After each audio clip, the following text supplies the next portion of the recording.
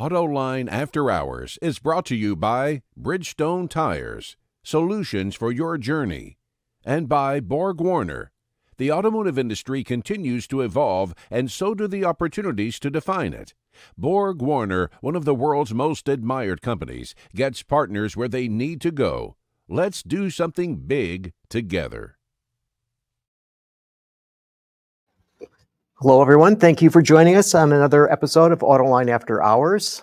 John is not here today. He is learning even more about powertrain. That's a frightening thought, I know, for many of you, but he is learning more about powertrain.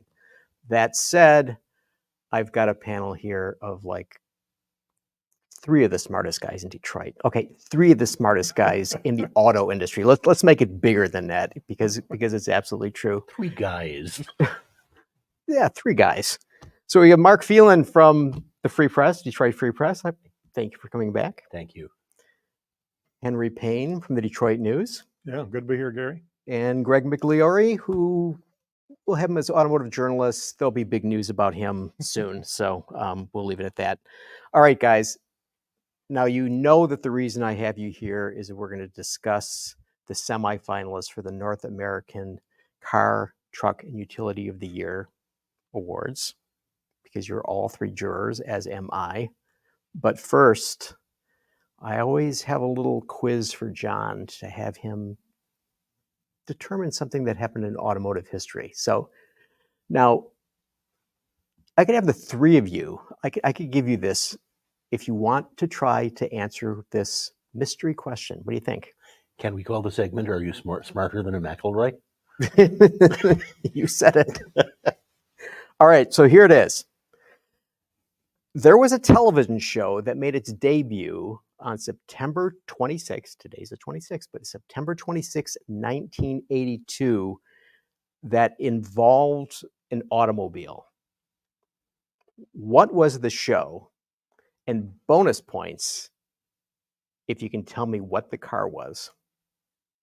It was a TV show, It was a TV show, a regular weekly TV a show. regular weekly TV show. I was in college. I wasn't watching a lot of TV. Back in the olden days when it was just non-streaming, it was just broadcast television. I'll take a swing at it. Knight Rider?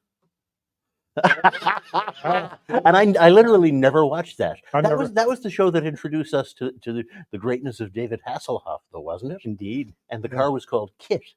And I never watched it, but it was so And what was permeating that I knew all that. and what was the car? Trans Am, Firebird. Mm-hmm. Yeah. And what did KIT stand for? That I do not know. See, finally stumped you, Mark. So what's it stand for? Knight Industries 2000. Okay. I have no. Well, okay. So Hasselhoff was playing Michael Knight. Ah, okay. Thank So you. this is why it was his car. Yeah. So you Yeah, were that's you were great. too young to watch any of In this. 1982, I wasn't watching Knight Rider. I was going to guess Cheers or Taxi, but Taxi would have been a Taxi good was one. a great show. That would have been a good one. Tony Danza. Much better you watch Taxi than Knight Rider. All right. That's good though, because I was in college, wasn't watching TV, but I was aware of the car. But like you, I've never seen an episode. I don't think I've ever seen David Hasselhoff in anything. I managed never to watch Baywatch either. Baywatch. Yeah. Baywatch. I watched a few episodes.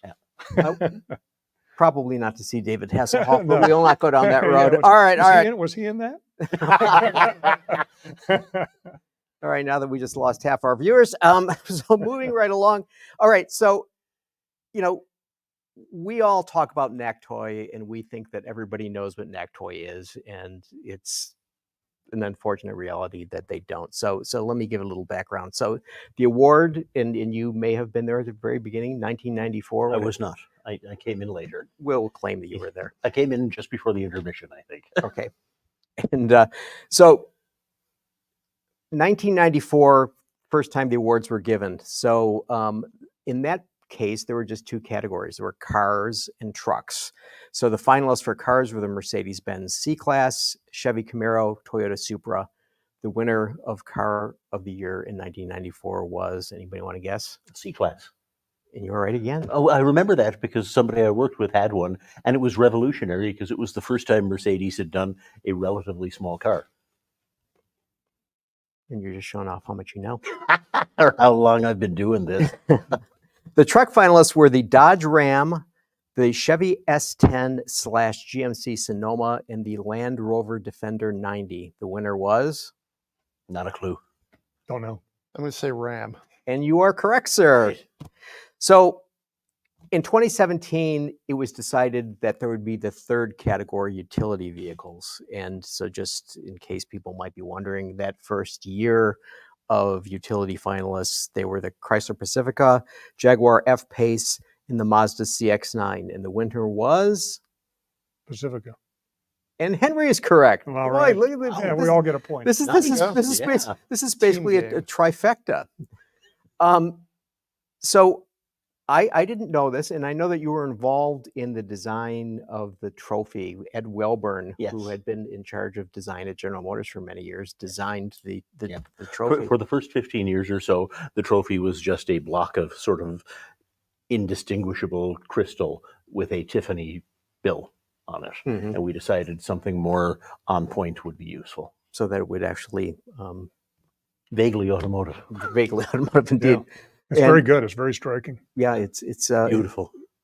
Yeah. And so what I also didn't know, and I'm sure that you did know, that since 2017 there has been the replica of that in, what is it called now? Is it Huntington Place? Is it Huntington Place, or is it something else?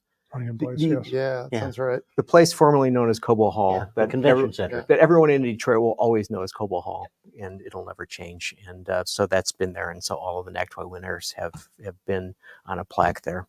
So I actually called Ed Welburn and asked if he would be interested in designing the trophy for us.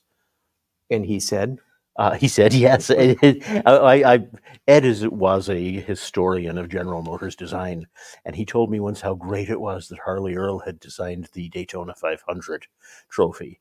So when I was president of NACTOY, I thought, oh, that might be an idea. So I asked Ed, and he designed this just stunningly gorgeous trophy for us. Mm-hmm. Yeah, clever, very clever. So, just to bring us up to date, so for the awards for last year, the car finalists were the Honda Accord, the Hyundai Ioniq 6, and the Toyota Prius. And the winner was? Prius. Henry's right again.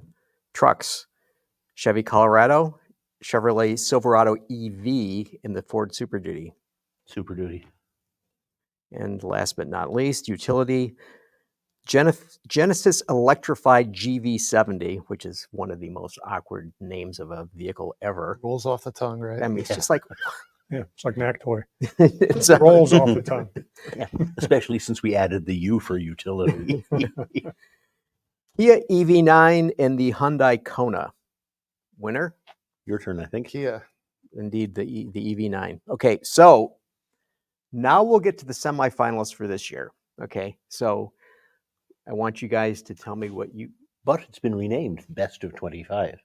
Best of 2025 rather than semifinalists now, which is a good piece of marketing, I think. But they are semifinalists. Yes, absolutely. So, yeah. Generically speaking... I just feel like... So, generically speaking, the Best of 2025 are the semifinalists. Good for SEO, right? Best of. There you go. There you go. Greg's knowledge of the internet is frightening. Okay, so now you guys, especially you two, drive more vehicles than it's just heads would explode if they knew how many vehicles you drove. I drive about 100 a year.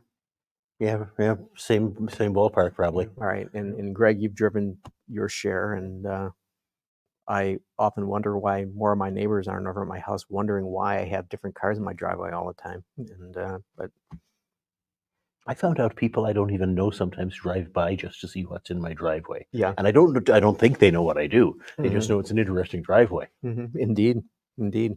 And they probably call the police on you, Henry, and saying, And my neighbors think I'm a drug dealer. I don't quite get the connection, but that's how does that man have those cars all the time? Yeah. I got repossessor once. That was kind of funny. Oh, I like that. I'm a repo guy, and I take the cars home with me.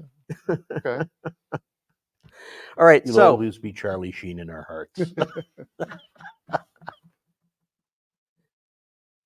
okay, so here is the first alphabetical order of the cars Best of 2025. BMW 3 Series. Henry, what do you think? Haven't driven it yet. Okay. I'm sure it's spectacular. Agreed.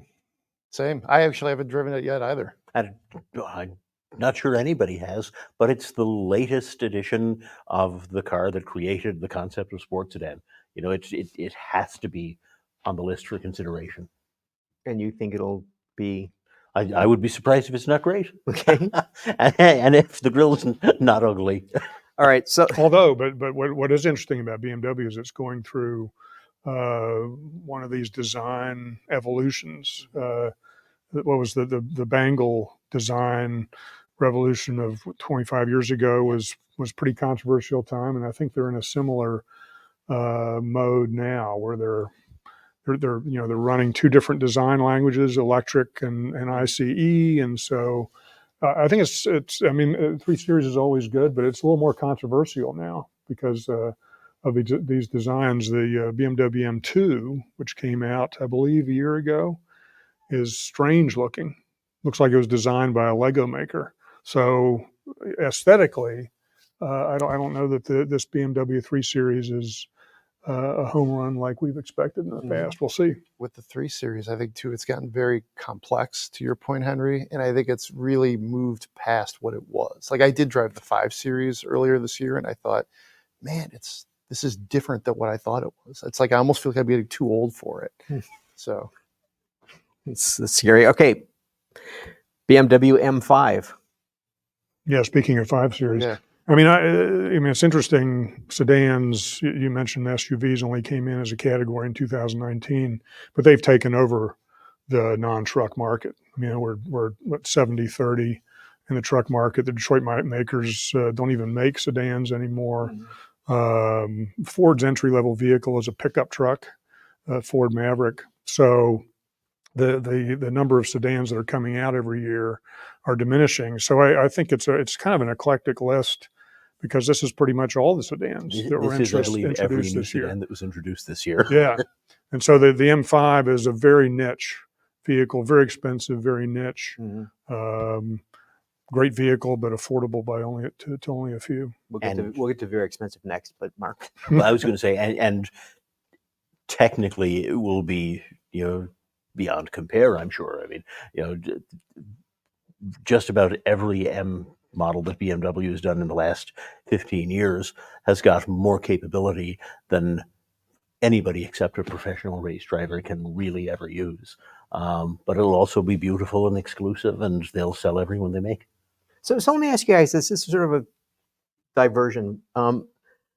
So is your sense of it that BMW is the quintessential German builder over, say, Audi, Mercedes? That's a brilliant question. Yeah, that's a loaded question too. Personally, I think BMW is what it is perfectly. It is so focused.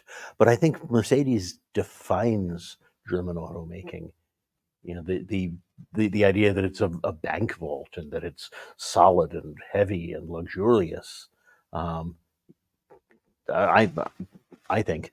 Yeah, I would agree with that. And I think Mercedes really, it's a symbol of German industry, not just cars, but all manufacturing, I think. And I think like the E and the C class, which I drove fairly recently, they really are like well executed with everything. Whereas I feel like BMWs, and to a lesser extent Audis, don't quite have that presence. Whereas BMW, you get the power, you get the sportiness.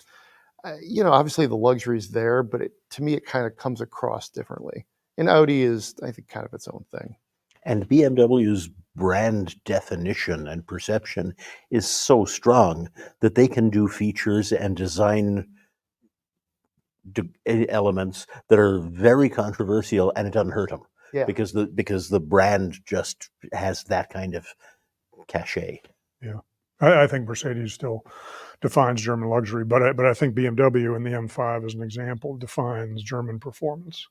I mean, they were the first to come up with this M badge, a separate performance line. Mercedes followed with the AMG, Audi has followed with the RS class, but it was BMW that really separated that. And you see a lot of automakers go down that road. I mean, the Ioniq 5N that we'll talk about later, they're separating this N badge as a performance badge, very BMW-like. So I think BMW was really the first to do that way back in the early 80s. Okay, so moving right along, you were mentioning expensive vehicles. The Cadillac Celestiq. Okay, if anybody has driven it, it's got to be one of you two. Nope. No? And again, I don't think this vehicle, it's a coach-built vehicle. $350,000 is what we're hearing. Face price. Before you start optioning. Yeah. Before the mats? Yes. Yeah. Yes. I don't think this is a vehicle that would have made this list if there were more sedan entries. It's so exclusive. So, I mean, it's an interesting vehicle, but I don't think it's a vehicle you would normally see on a NACTOY semifinalist It's one of the questions that comes back year after year. I mean, we value affordability a great deal. Should we have a top price, a ceiling? And the times that I've been around for that conversation, the decision has always been, no, we'll let people, make the decision. I mean, it's a fascinating vehicle. Yeah. If they execute it well, it will be incredibly important for Cadillac as it tries to reestablish itself to where people talk about it the way we were just talking about Mercedes, frankly. But I mean, it is certainly an outlier on the list. Yeah, I mean, so arguably someday there'll be a lunar rover that'll be on the list because inexpensive car and will have its capabilities. If they plan on selling it here. It's like, all right, we'll move on. I don't think I don't think I've seen a registration figure on a single. I don't think they've even delivered one yet. But it's all so deeply enmeshed in billionaires' business dealings that who knows? Yeah, I couldn't find somebody's any evidence. tax write-off forms or something. Yeah. You got Celestiq on there in the margins. Dodge Charger EV. Another vehicle we haven't tested yet. Going to be fascinating. Yeah. Looks good. I mean, it looks good. It sounds good. I don't know that the whole idea of how much of a useless affectation is it to give an electric vehicle the ability to make sounds like a V8. But it's probably something that it's almost certainly something some people will buy, and it's a really important vehicle for Stellantis if they execute it well. I mean, if they execute it well, it's going to be terrific. I think it could be as important as the 300 was like 20 years ago, Really? if they execute it. But I mean, because it's an EV, it can be a sedan or a coupe. It could get you excited about the idea of Dodge performance. It's got those throwback styling cues.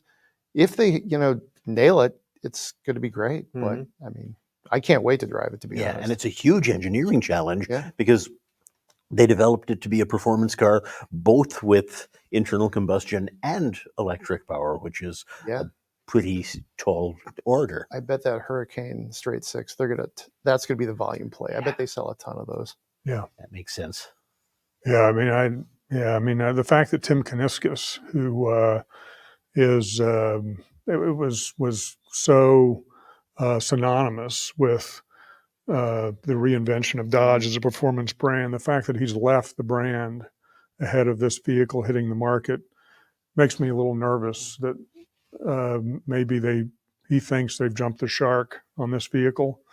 They need this vehicle to get EV credits so they can keep making inline Hurricane Sixes. But this will be. I think this will be a very controversial car. All right. Another Stellantis vehicle, the Fiat 500e. It's the cutest car on the list. Cutest car on the list. Okay. But it's a good one. They've suspended production on it because it's selling so poorly. So it's a lot of fun to drive. It's like a golf cart. It's cute. I had a bright red one. I took it to the pool over the summer. Everybody was excited by it. But it's a delightful little car. I mean, its biggest problem is that nothing about it qualifies for any of the U.S. tax credits. If you could knock $7,500 off the price of it, its quirks and limitations would be a lot less of a factor. But as it is, it's expensive. It has a short range, and you can do more of everything but be cute in a bunch of other electric vehicles for less. It's a European vehicle. Yeah, it's not Um, made for our that's being infrastructure. sold. Yeah, that's being sold Mhm. here. I mean, when we did the test program in Miami, and the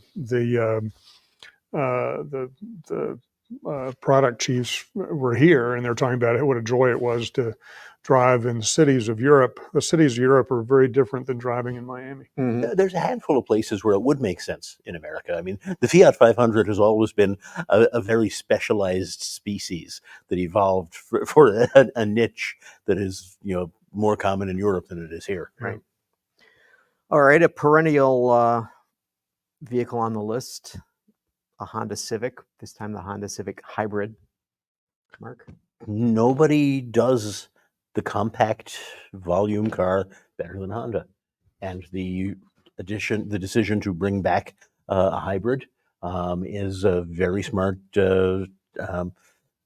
recognition of where the market is and where Honda needed to go. Strong player. Interestingly enough, Honda being the company that first introduced a hybrid in the United States, even though it's synonymous with Toyota nowadays. But Honda got there first and spent a generation squandering that lead. Yeah, it's interesting. That point though is interesting.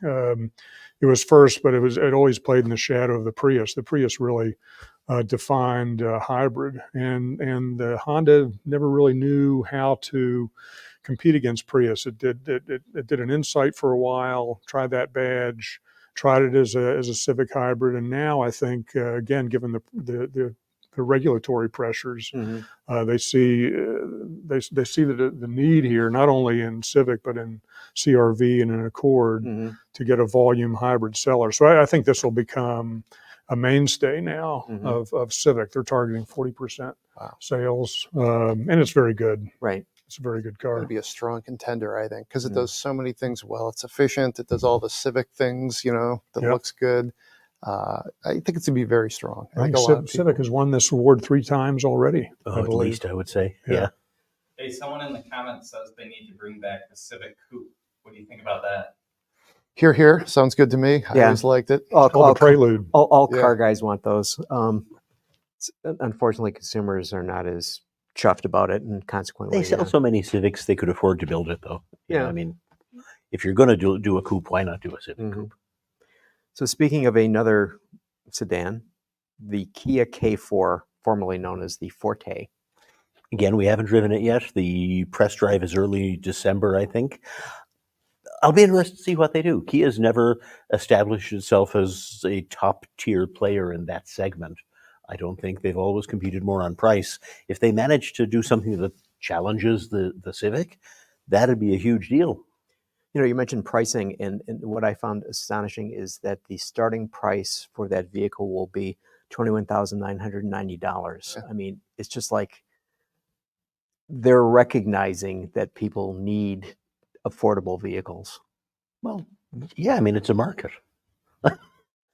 And that's a great spot for Kia to be. I mean, the Civic is now starting at over $25,000. So, the Civic is playing a little more premium in that segment. So I think that's a really good play for Kia, and it's stablemate as the Hyundai Elantra, which I think is superb. It's a really good car. And you take those bones with the K4, and I would expect it's going to be very good. I love the price. They'll chase value all day long, both Hyundai and Kia. They'll be well equipped. Style plays. So looking forward to driving it. Yeah. You guys. But it's funny that we now talk about $21,000, $22,000 effectively, as if that's a triumph of affordability. When 4 years ago, everybody thought your base model had to start below 20. It's just how the market has evolved. Those were the days. I think the other piece of that, which I think is fascinating, is don't you think a lot of that? I mean, part of it obviously is margin. It's hard for these automakers to make margin under 20,000, but used cars now go 200,000 plus miles. I mean, it's an easier play. I've talked to a couple automakers who've admitted, our customers, they'll just go into the used market. I mean, they don't want a cut rate new car at $15,000 where they can just go get a used Civic or a used Accord for $15,000 and the thing will last forever. So I wonder if the used market hasn't changed the dynamic. I think Kia and Hyundai need that, perhaps more than, say, Honda and Ford, et cetera. They need to kind of get consumers into their cars, that kind of gateway vehicle. And yeah, are they going to probably make a ton of money on the K4? Probably not. But down the road, who knows? Well, perhaps what their strategy is that you get them in the K4, people have a good experience with it, and then they buy a K5, and then they make their way up to an EV9, and they make some and part of what makes Kia interesting at the moment is that with the EV9, they've managed to establish themselves as something that at least has the potential to be a kind of a premium brand. Mm-hmm. So what do they do, particularly with design and interior look and feel? I think in the K4 is going to be fascinating. Right. Okay, you guys alluded to this earlier. Mercedes AMG E-Class. Yeah, BMW M5 competitor. It's almost like we should separate a separate class this year for over $100,000 sedans. Then we can put the Panamera, the Mercedes AMG E-Class, the M5, and the Celestiq in there and let them have at it. I'd show up for that test. That sounds good. Well, NACTOY, can we add another acronym letter there? Super sedan or something like that? NACTOYs. Yeah. All right. So Henry, you mentioned the Porsche Panamera on the list. So you're our in-house race car driver. Yeah, I think the Panamera is interesting because it's priced right on top of the Taycan, which is their first electric car. And it's been interesting to watch the sales of those two. They're both performance sedans, one electric, one Panamera. Initially, the Taycan sales were came on strong, but I think that early adopter is sort of leveled out, and the Panamera seems to be doing okay. So it looks like those two are going to coexist for now, which is fascinating to me. And it's always a marvelous car. I mean, it looks good. It is comfortable, luxurious. It's a lot of things that many people thought Porsche could never do, and it turns out that Porsche does them brilliantly. Mm-hmm. But they still have that steering and ride and handling that you sort of expect. It's not a 911, but you get the idea of it. I think Porsche does that better with like the Panamera, the Macan, the Cayenne, than maybe Mercedes and Audi and BMW do with their like sedans and SUVs. You still get that like real sporting feel, I think, in the Panamera. Yeah. All right, and the last car on the list, the Toyota Camry. Now, what I find interesting about the Camry is that, they've gone all hybrid now. So you can't buy a hybrid or can't buy a Camry that's not a hybrid. And in the first half, they actually sold 3% more Camrys than they sold last year when there was a mix of powertrains. So it seems that the customers have taken to it. Well, the market's up a little bit as well, But I mean, I would imagine a lot of customers don't know whether it's a hybrid or not, and they don't really care because it's seamless and it's got really good fuel economy, and they're not paying a big premium. Right.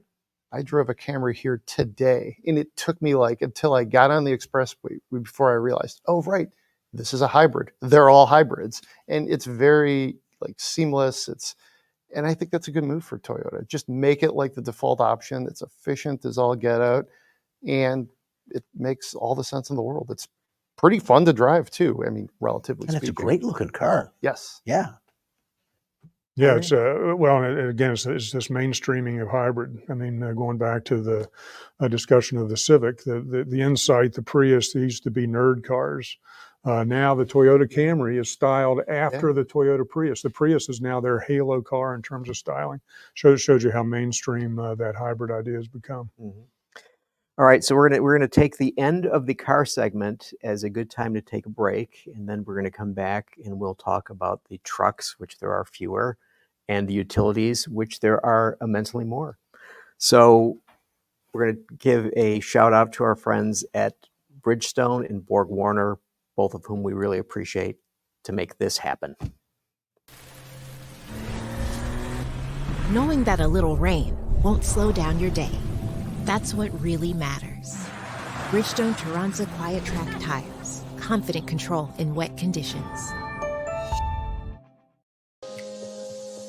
The automotive industry continues to evolve, and so do the opportunities to define it. Borg Warner, one of the world's most admired companies, gets its partners where they need to go. Let's do something big. together. Product placement. All right, and we are back. This was a lively break. Okay, so we're into trucks. Ford, which really had the mid-sized truck for years and years and years and years and years and years with the Ranger, because they never really needed to change it, and they paid for the tooling and they just kept making it. But now they've got a new Ranger. Henry? Yeah, I mean, the truck wars are always great, and but it is fascinating to see. You got bookending this is Ford Ranger and Toyota Tacoma, and the Detroit 3. Did all of them leave this segment at some point? They did. Yep, they all abandoned They it for a all while. left this segment, Yep. which is really curious to me.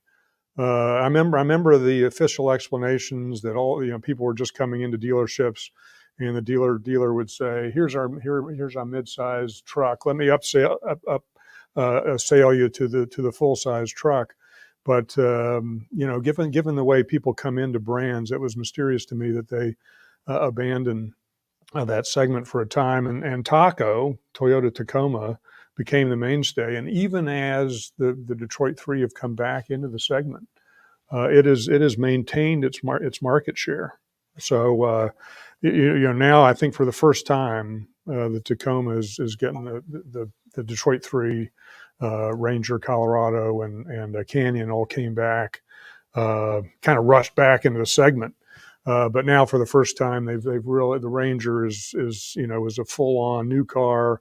It's got a full performance model, the Ranger Raptor, to go after the Tacoma TRD. So I love this little trucklet war, and the Ranger is tremendous, and great to have finally have the Ranger Raptor in this market.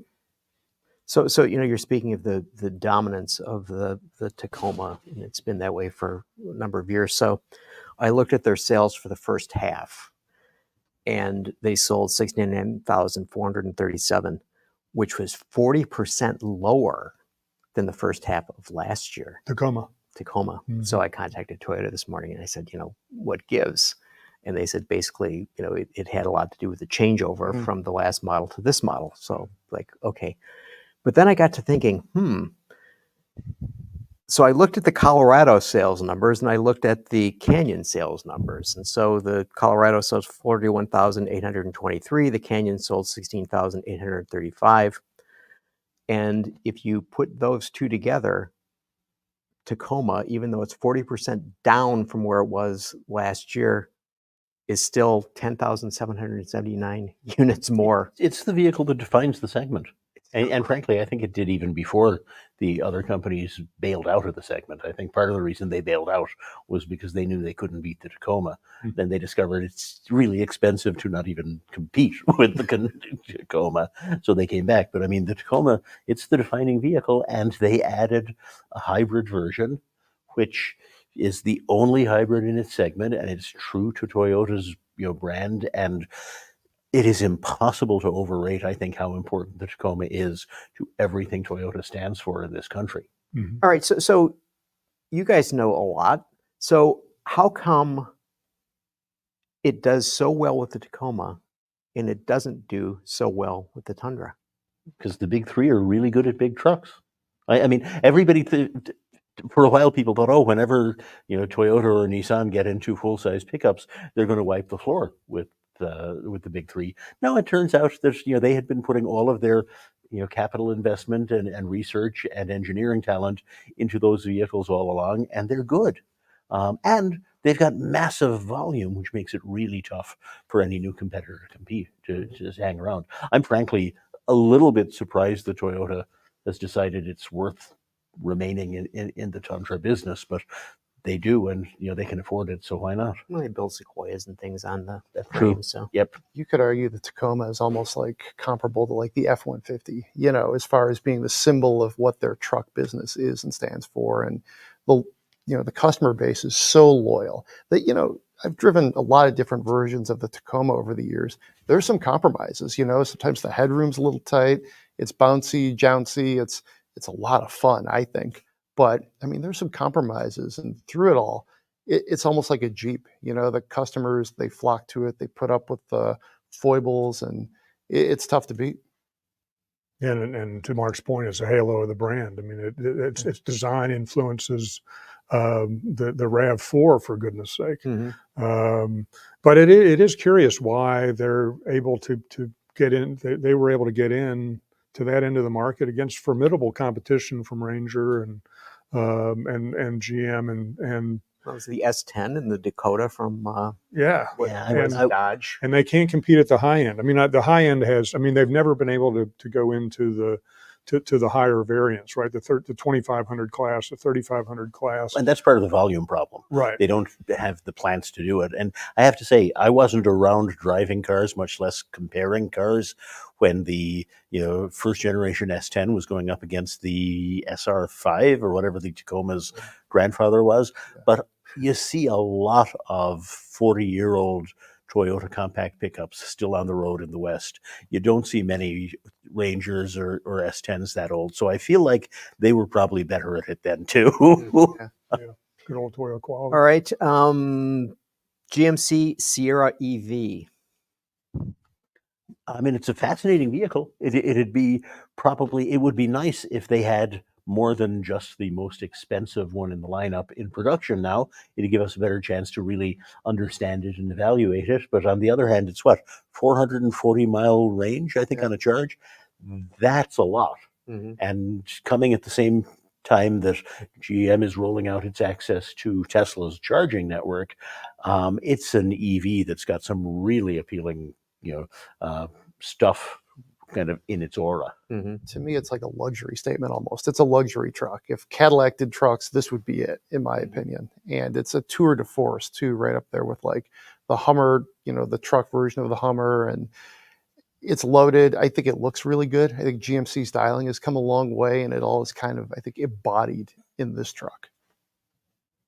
Very niche vehicle, though. I mean, I think what the Detroit automakers are realizing is that electric trucks, they're country club trucks, but people buy trucks. They buy full size trucks and above for utility. I towed a truck this summer up through Canada, and there was no charging infrastructure. And when you're looking at, the GM Ultium battery is very good in terms of what we're hearing from our buddies at the TFL truck is they're only losing about 50% of range when they tow, which is comparable to diesel. That's pretty good.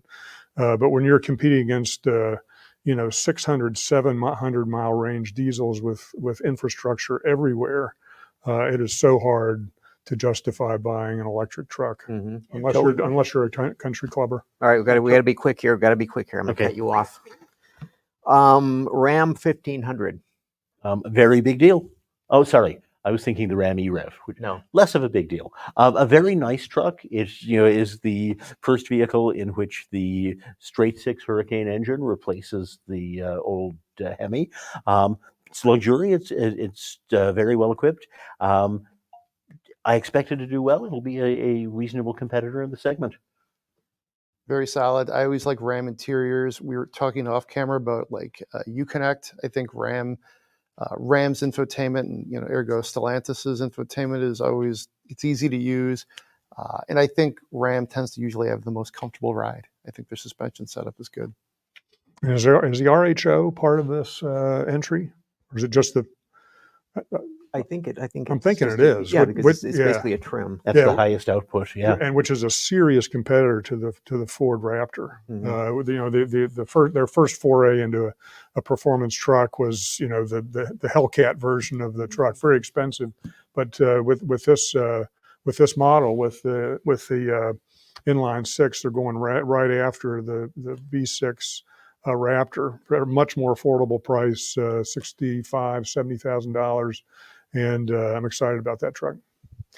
Okay, the last one on the truck list, the Rivian R1T. Very, very nice. They did it. It's deceptive because the exterior looks very similar to what it replaced. There are some light changes, changes to the lights, but no sheet metal. But about half of the mechanical parts were replaced. The engineering, the electrical system is all new. I mean, I spent a week and a half with one, and it was an absolutely delightful vehicle. It's, you know, I don't know if it's going to win, but it's going to keep Rivian in business until their higher volume vehicles arrive. Mm-hmm.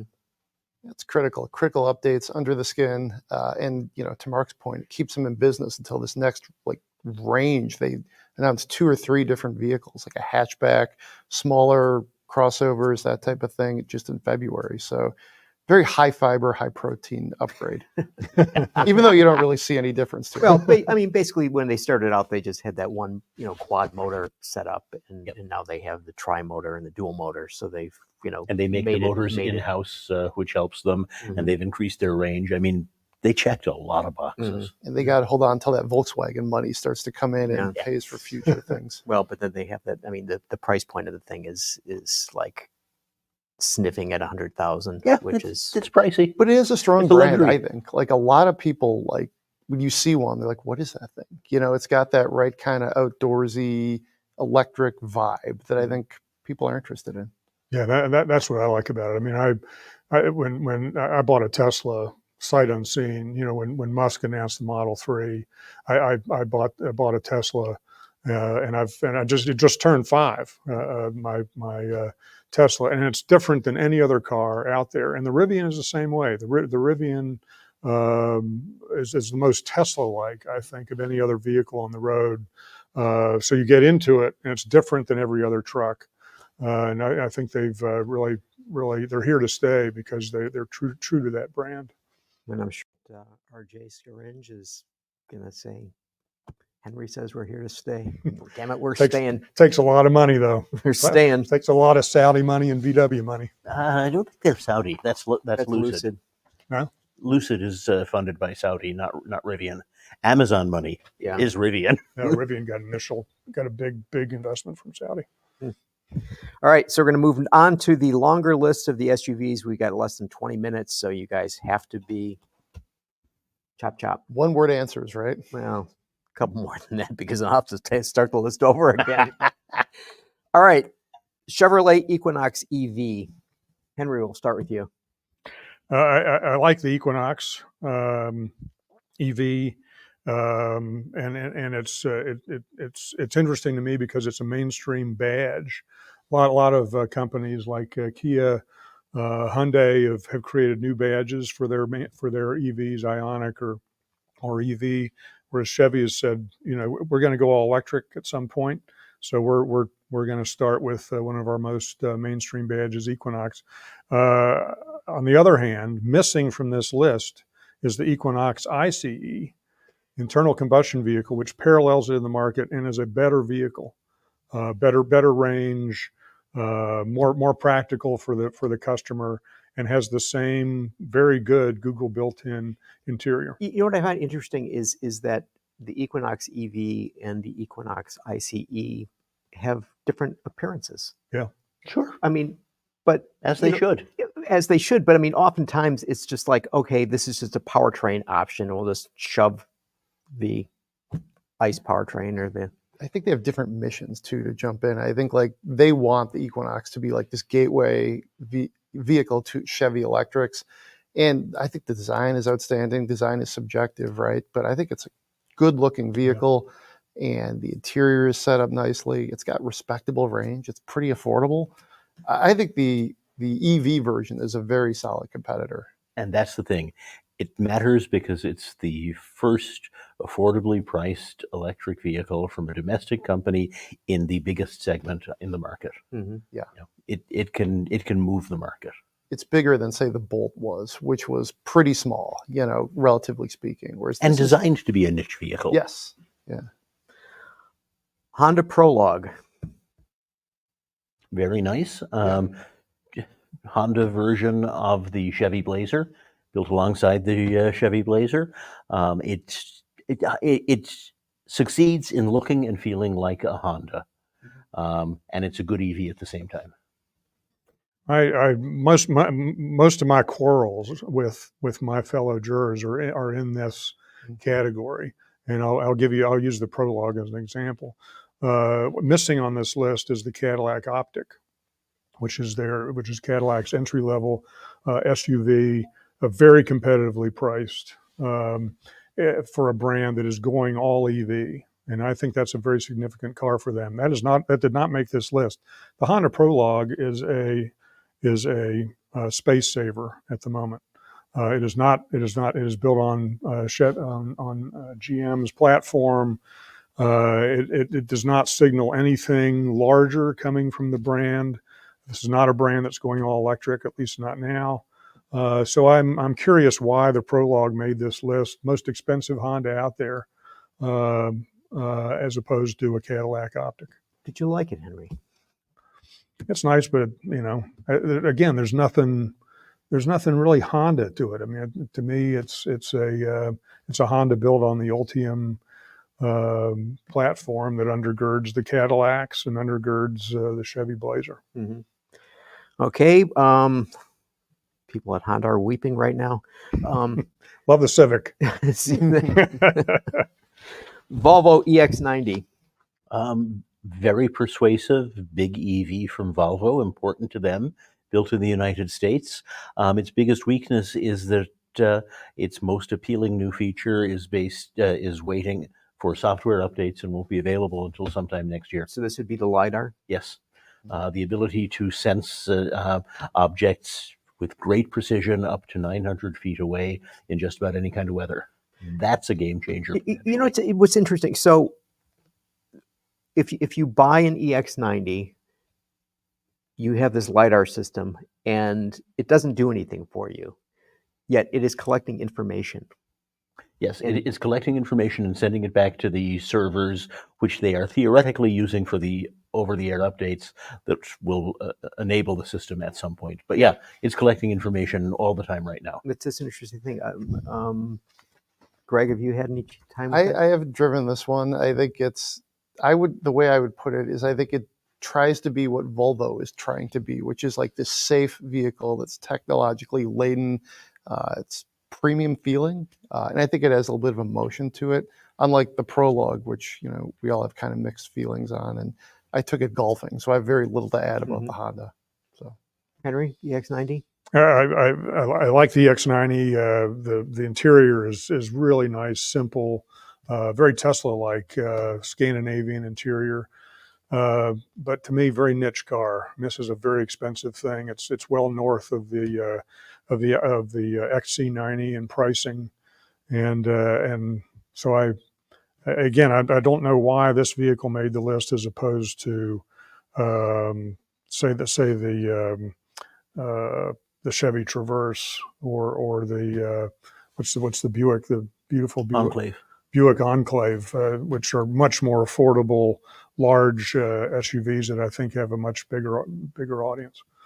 It's interesting. Remember last year the Volvo EX30, which was I thought was a small, remarkable car that had tremendous promise, and it was then postponed because it didn't qualify for the tax credit. Right. Yep. Yeah. Yep. Yeah, and wisely on Volvo's part, I think. Mm-hmm. Yeah. Good Equinox EV competitor, playing in that affordable, smaller, but it would have been space. in the segment. Yeah. If it had been available last year, it would have been a really serious contender for the award, I think. Yeah. It was a fascinating car. It is a fascinating car. Yeah. It's unfortunate for you. Unfortunately, it will have been delayed so long that it will have lost any hope of having a real advantage by the time it finally arrives, whenever that is. Correct. Henry, you mentioned this one earlier in passing, the Hyundai Ioniq 5N. Yeah, I think this is fascinating because we were talking about BMW earlier, this icon of performance, and Ioniq beat them to the punch. I mean, the Ioniq 5N is the first really performance track vehicle out there. Electric vehicle, exactly. And beat BMW there, beat Audi there, beat beat Mercedes there. So yeah, tremendous product, very good on track. Although as an SUV, it has a naturally higher center of gravity. So when we were testing it on track out at Laguna Seca, a lot of us were kind of scratching our heads and saying, why didn't they make this a sedan as opposed to a Because people don't buy sedans, Henry. SUV? Yeah, but it's very track focused. I mean, if you're doing a track focused thing, How many owners will ever take it to the track? a lot. Yeah, I mean, the people own these things that own M's and N's and AMGs. They take them to the track. They take them to track days, and the N, it's a little top heavy for a track day car. So is Albert Biermann still with Hyundai, or did he retire? I think he's I retired. believe he left. I think he's retired. But so arguably that inoculation of whatever it was that he brought with him from They hired good people Yeah. to work on those programs. I think the N brand is not going to just dry up and blow away with him gone. Mhm. Yeah, You look at what Hyundai and Kia did with like Biermann and Peter Schreier. You know, they brought all this talent over from Germany, and it's right. really reflected in these products. Incredibly diverse design teams at both companies these Mhm. days. yeah. What's the Ioniq sedan? The 6. Yeah. Why they did, and maybe there's a 6N coming. There is a 6N coming Yeah. for sure. There you go. So Well, that's gonna be a lot of fun. yeah, That'll I think rip your head people, off right people who there. really That's- want to do the track thing, they're going to get a 6N as opposed to a 5N. But Mhm. first effort is fun. Monstrous power. And so this is a somewhat interesting thing that there is another Hyundai on the SUV list, the Hyundai Santa Fe. High volume, their biggest volume selling vehicle in the country, I think. Very good, redo from the ground up. Among other things, it got boxy. They had been so kind of swoopy and stealthy looking with their SUVs. This is the beginning of a new design direction. Great value, good interior. Is there a hybrid available already? I forget, but I mean they're going to have the whole model line. Again, a significant player in the biggest segment on the market. Yeah, I think the design change they made on this is just fascinating. That I mean, you rarely see companies that will make that biggest shift with such an important vehicle. Yep. Rather than just Try continue it on incrementally, in doing it. And one of the things they say is that the entire design started with the outline and the size of the tailgate, because they knew that people couldn't put enough stuff in the back of the existing Santa Fe, which, if true, is fascinating. I think it's a natural evolution of like the Ford Flex. If you look at it, that's exactly what the Flex would look like if it had lived. But I think it looks really good. It was a hugely risky play too. Oh, yeah. I mean, the Santa Fe sold very well. They didn't have to do this, and then they did. And nobody really noticed a Santa Fe before when I would test one. I drove that thing I forget when I drove it, but people would come up to me and they're like, "What is this thing?" And we probably all drove the one in like matte copper bronze. It's really a style maker. And Yeah. I think we've had some complaints about niche volume vehicles, crazy powered vehicles. This one is the antidote to all of that. It's very much a mainstream vehicle. Yeah, and again, applause to Hyundai for pushing the envelope here. Yeah. I mean, it's not just their EVs. I mean, they've taken out this separate EV line, the Ioniq, and they've done interesting things over there with the 6 and with the 5. But even in their mainstream cars, the Elantra is a very striking design for a compact sedan, and the Santa Fe is the same way. I tested the Santa Fe at the same time I had a BMW X5 in my driveway. And the Santa Fe got more looks from my neighbors than the BMW did. I mean, it was really striking.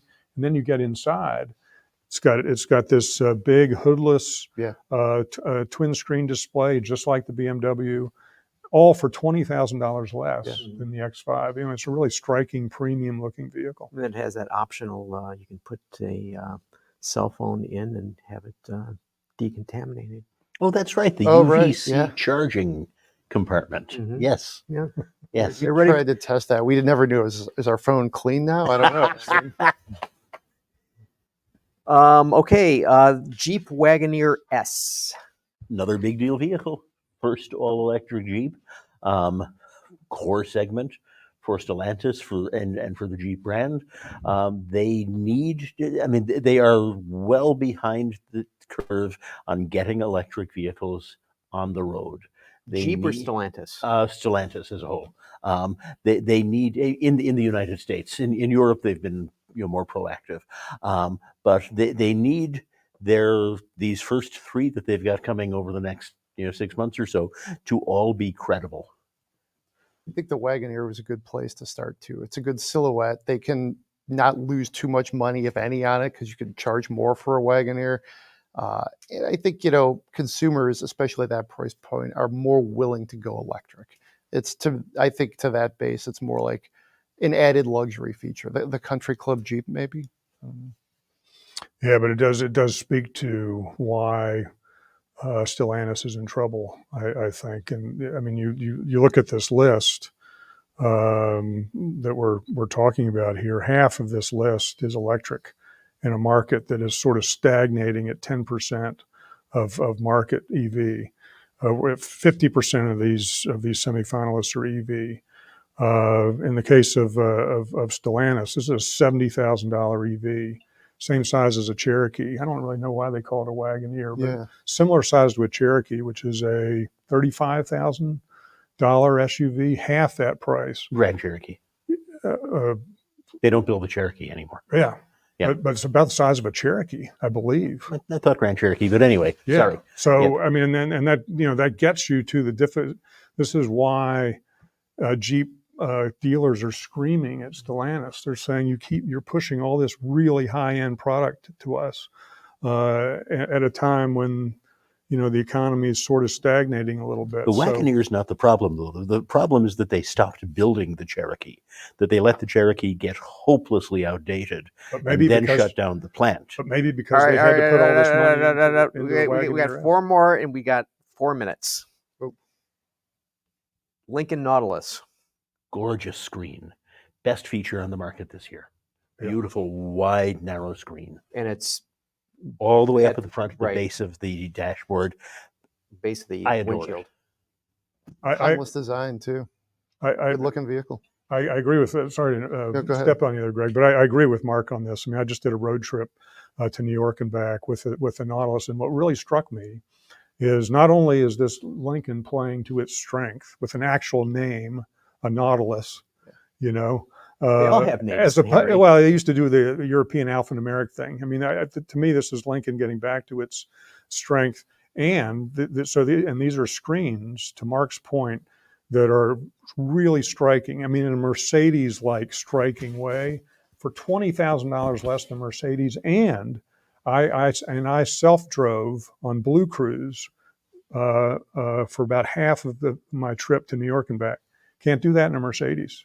I mean, Lincoln is leaning into Blue Cruise, luxury, self-driving, and screens in a way that's really impressive. Okay, this was sort of touched on, but not really. Porsche Macan EV. I expect it to be absolutely brilliant. Porsche's been doing very good EVs. The Macan is a terrific vehicle. The Macan sets the ceiling for pricing in its segment of luxury vehicles. And I think that this vehicle will do that too. Strong play. Plays to their base, gets new EV customers into the Porsche brand. Solid. Haven't tested it yet. Okay. Toyota Land Cruiser. I don't really understand that vehicle. I'll pass. Ooh, that's a tough one. I just drove it. It had the iForce hybrid powertrain. I liked almost everything about it, but the pricing is tricky because you got the 4Runner bumping up against it. I question exactly why they shrunk the Land Cruiser's footprint compared to what it was, even though this does make it more like what it used to be 40 years ago. So I think that's good. But the Lexus version has, I think, the better suspension setup and is a little bit nicer. So what do you want? Because it's a Lexus. Right. Well, what do you want? The Land Cruiser name or maybe the better stuff? So here's my take on this. Again, it goes back to what we were talking about with Toyota and full-size trucks. Toyota could not compete with the Mega Utes from the Detroit 3. They just couldn't. The Land Cruiser is this big $90,000 thing, and they couldn't compete against the I don't know, name them off. Escalade Yukon, yeah. Navigator. Yeah, Escalade Navigator, the Chevy, the Tahoe, the Suburban high country. Yeah. And then Toyota said, we're exhausted beating our heads against this wall. Guess what? GM hasn't gone in to compete in the midsize market with Bronco and Wrangler. We're going for that market. Yeah. We're going to go But in. that's what the 4Runner is going to do. What's the Land Cruiser about? I'm just saying, there is a huge void. There is no GMC in that segment. There is no Chevy in that segment. So they're throwing Land Cruiser, 4Runner. I think they see a big hole that GM has left in that midsize SUV truck-based segment. I it's love the good. design of that vehicle. Yeah, Yeah, it looks good. Yeah. It really does. and it's good off-road. I took it off-road and beat the thing up, and yeah, I mean It's a lot of fun. It's a Yeah. really strong vehicle. It's on the Tacoma Yeah. platform. Mm-hmm. All right, the final one, and gosh, we're right at the top. The VW ID Buzz. How many washed up hippies are there who are buying a $60,000 retro styled electric minivan? I mean, I expect it to be well made. I think this is the first vehicle you don't like. I didn't understand the Land Cruiser. That's true. You passed on Yeah, that. passed on that. No, But you're just tired. We're at the end Yeah. of the show now, so. I won't go any further. Go on. I think it's a niche vehicle. I think it's cool to bring back that late 1960s heritage and repackage it as electric. But I think it's going to be a niche play for He wasn't VW. even born in the 60s. And Yeah. Yeah, but he said it much nicer than I did. If you don't remember history, kind of make it up. I don't know. Henry? Average price of a new vehicle today, $45,000. Average price of this list that we've just talked about, $66,000. The list? The list that we just went through. Okay. I mean, the cost of vehicles is going up, in part because EVs are so expensive. And this is an example. This is a $60,000 EV based on a car that became beloved in America because it was in today's adjusted for inflation today, a $20,000 affordable van. And I think that tells you all you need to know about the challenges of selling EVs in this market. Your price on point may be the strongest argument for the Santa Fe that we're going to hear too. So just to sort of underscore your point there, Henry, according to KBB, the average transaction price for an EV in July was $56,575. Yeah. So you're close there. All right. Do you guys want to, okay, we're going to overtime here. Anybody want to make any guesses about who will win? I've never had less of a clue than this year. No. And you do your special free press. I will have to list. decide what the free press, top three are between now and the end of December, and I have at this point very little idea what even the 9 finalists will be. This is a really tough year to handicap for me. I agree. It's a tough year. It's a tough year for that. And I think there's a fair amount of vehicles that the three of us actually haven't even gotten into yet. So I think there could be some fourth quarter changes to my mind, I would say. Henry? So in cars, I think the 3 top contenders are Charger EV, just because it's such a crazy thing, Honda Civic Hybrid, and Toyota Camry. I think Camry's going to win. I believe for the first time in NACTOY history. I don't think Camry's ever won.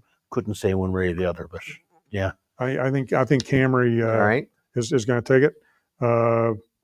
Trucks, my three finalists of the 5 are Ranger, Ram 1500, and Toyota Tacoma. I mean, Okay. yeah, I'd I mean, agree this with is that, yeah. this is going to be really close. I think Ranger's going to win just because Ford has